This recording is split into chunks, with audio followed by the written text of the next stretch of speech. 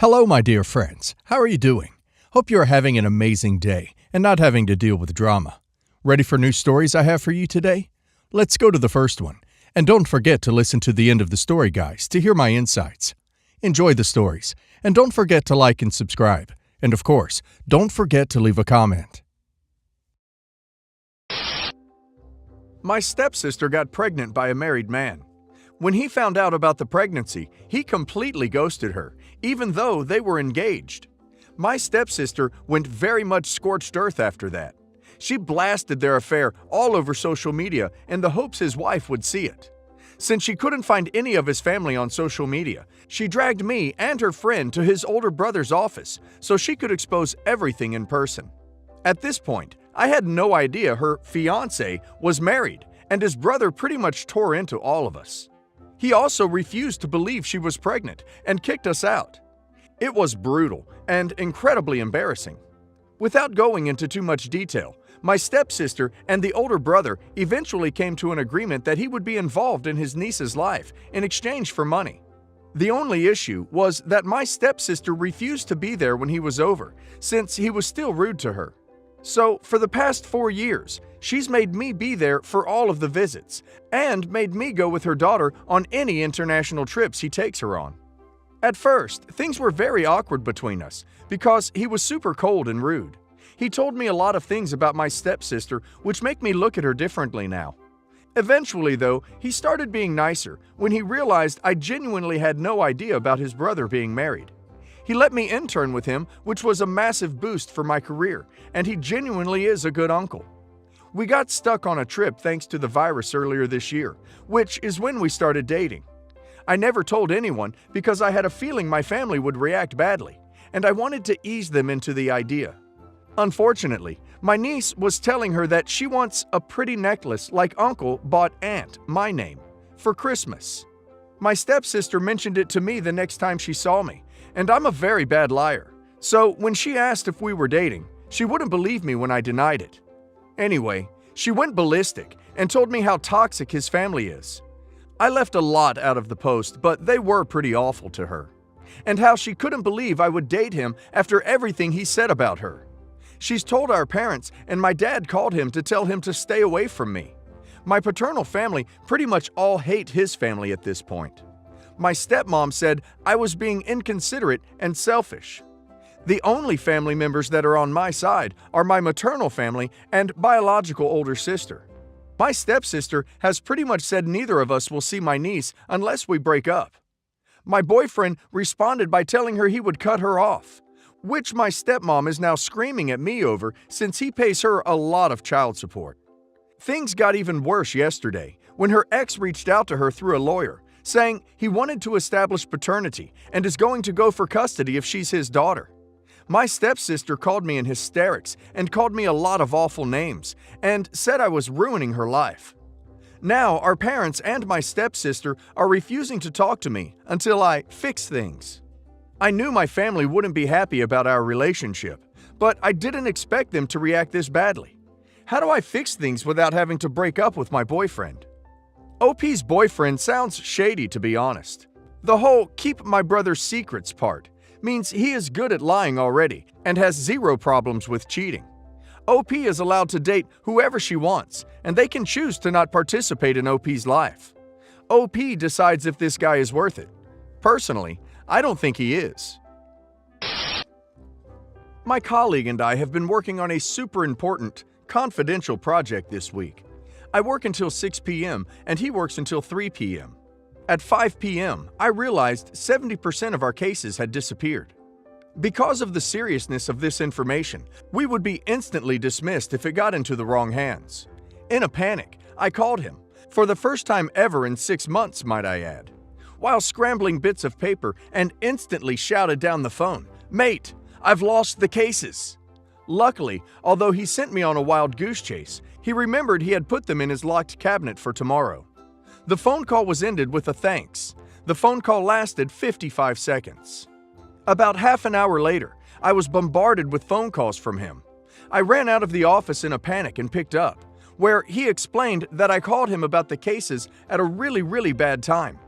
A bit confused, I apologized for calling him out of hours, but it was seriously urgent. He went on to explain that his girlfriend had since become extremely angry and accused him of having an affair with me. With his voice trembling, he said to me that I needed to speak to his girlfriend on the phone to explain who I am and why I needed to contact him, and also all evidence of emails back and forth for the last 6 months. I kind of laughed in disbelief and said, "Don't be so ridiculous." Then he went completely silent and said, "You have to do this for me, please." Instantly, I went a bit cold, because I've never heard a man's voice tremble like that. I agreed to do whatever would make the situation better for him and asked if he felt like he was in danger. He hesitated, but then said, "I don't know what else to do. She's really kicking off at me. Please don't tell anyone about this." I suggested to take himself away from the situation if he can and to contact a family member, friend, or even the police if it felt necessary. I'm still waiting on contact from his girlfriend, but learning from personal experience of domestic abuse, she will not contact me, only emotionally manipulate him into feeling like he did something wrong. He is a really relaxed, happy guy at work, so to hear him frightened and manic has made me extremely concerned. What do I say when she calls? Do I send her every single email for the last 6 months? Do I try to talk to him tomorrow at work about it? Do I stay away from his personal situation and mind my own business? OP should not send her any emails or any work-related information. Also, OP should not get involved in their relationship. Update. When I got into work today, I realized my colleague had packed up his desk next to me where he sat for 6 months. I asked another colleague, and she explained he's decided to work in one of our private box rooms that we use if we need complete silence. I knocked on the door. He invited me in, and he looked like a pile of crap. He's normally extremely hygienic and groomed. He apologized to me and repeatedly told me he shouldn't have been involved and asked not to tell anyone at work. At this point, he started to break down. I immediately advised him to see occupational health, a health service in the UK for employees, or HR, to explain his situation, and also suggested he goes home today to wash and get some rest. He immediately shook his head and said he couldn't go home because she's there pretending to be sick, so he will come home. He mentioned he caught her shoving her fingers down her throat to throw up before he left. Major alarm bells. By this point, I explained I cannot get involved in his situation any longer, as it's inappropriate and a distraction from our project, and that I have my own personal problems to deal with, in a nicer, more empathetic way, and that he needs to get some help before something more serious happens. He thanked me profusely for the advice and apologized again. Fast forward to about an hour ago. A manager came up to my desk and asked me, "Name has had to leave early. He's put in a request to work on separate project from tomorrow. Has something happened?" I shrugged my shoulders and said, "I'm not sure," which was stupid, but I felt it was only right for my colleague to come forward first to talk about it when he's ready. I'm now considering telling my boss I think he's in a potentially dangerous situation and he needs help. But my boss isn't the most understanding man in the room, as he takes on the man up or the women are mental, which is unhelpful. I know I said to him I couldn't get more involved, but I cannot help but worry. Also, in a selfish way, I have to take double the workload because of this, which is irritating. Do I call HR anonymously for advice? Tell my boss? Or shall I leave the situation now and move on? I don't think OP should go to HR. Human resources only exists to protect the company.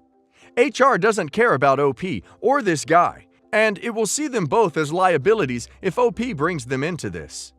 The guy is already stuck in an abusive relationship. He doesn't need to lose his job on top of that. OP doesn't need to lose her job either. OP hasn't done anything wrong, and neither has he. Beyond that, these are personal and moral decisions that depend on OP's relationship to this guy and her willingness to try to help him.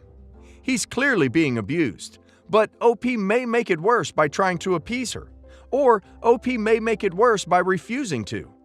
I would talk to him directly and try to make sure he is safe before OP tries to make any decisions about his relationship on his behalf. As a family, we decided we were going to get into shape. Or I thought we did. We all were so enthusiastic about going to the gym, losing weight. My mom was our biggest inspiration to do this. Jim, Anna, and I all live pretty close to one another. We have dogs. We work about the same time, 9 a.m. So we decided we were going to wake up and go walking for a few miles every day. Anna did it a few times, then said she wanted to sleep in more. Jim and I kept doing it. We were really making progress, going to the gym, eating healthy, sharing recipes. We tried to include Anna, but she didn't want to talk about it. She said she was under control and she wanted to do it alone. Or she would ask to come with, but then get upset when we actually wanted to go out like we said. Mom was having a little trouble with the exercise, so Bob said he would pay for everyone to go on a cruise if we stuck to our goals and lost the weight. Everyone agreed, including Anna. The goal wasn't to be perfect or anything, just to get down to a healthy BMI. That conversation was in 2016. We all weighed in, and it was amazing. Even my stepsister, who was kind of reluctant at first, lost a whole bunch of weight as well. Bob bought tickets for everyone who worked hard and lost the weight. The only person who didn't complete the challenge was my sister Anna. She gained 30 pounds in 2 years. Bob has always been super old school, honest to a fault. Keep his word sort of guy. He once made me stay home from vacation with my grandma because I threw a huge tantrum. He's a great guy, stuck by my mom through a lot of BS, and he's pretty much my father. So Bob purchased the tickets for everyone but Anna. Anna is invited if she wants to get her own ticket. She can pay her own way. She has really changed her attitude towards Jim and me. I think part of the issue is the family dynamic changed almost overnight. We decided we were going to do this, and everything has been focused on getting my mom healthy. Some examples. Mom cooked an entirely healthy Thanksgiving dinner. We brought healthy dishes, mostly veggie. Anna brought bacon-wrapped hot dogs and was upset we didn't have a huge butterball turkey. By Christmas, Mom and Bob had gone vegetarian, so there was a lot of fake meat, and that caused Anna to start crying that we had ruined a tradition she loved. She said she wanted the old holidays back. Jim and I have started spending a lot of time together. I've lost 57 pounds. Jim lost 113. Because of this, we have started dating and wanted to go do fun activities, beach, hiking, going down the coast, visiting haunted houses in the area. Anna then complains we don't do things with her, but all she wants to do is sit at home, eat, and watch trash TV. I have tried to tell Anna I can't waste my life in front of the TV anymore. It's a waste of time to sit a whole Saturday on a couch from 8 a.m. to 8 p.m. watching Kim Kardashian whine about her life. We used to do that a lot, but I can't anymore. I want to live my life. I do about an hour with Anna and then suggest we go out. She's against this and gets upset. To be fair, we used to sit and trash talk celebrities or people we knew. We were pretty negative. I have, since my mom got sick, tried to be positive, and people have noticed a change in me. I don't tell Anna not to gossip. I don't judge her really, but I don't want to be that person anymore. I feel I have changed a lot, and maybe that is the cause of all this. But even when I do watch movies with Anna at her house, I'll either bring my own food or have a few slices of pizza. Anna will complain I don't eat a whole pizza like I am shaming her. I have noticed she is more negative towards me now. I've met someone, and she says he would have never dated me when I was fat, which is probably true. I was miserable and depressed and hated myself. I've been in therapy and met so many awesome friends. Sorry if that was long. Anyways, Bob has already bought the tickets for the cruise, including very active activities, snorkeling, kayaking, hiking, riding horses. And these wouldn't be something Anna could do really. She is too large for the zip lines, and she really can't walk that far. She has a desk job, so she is sitting a lot and gets winded when she has to go upstairs. I feel horrible that Anna's left out, but I actually agree with Bob. I think we all had plenty of time to lose weight. Bob just wanted to see people try, and Anna gained weight.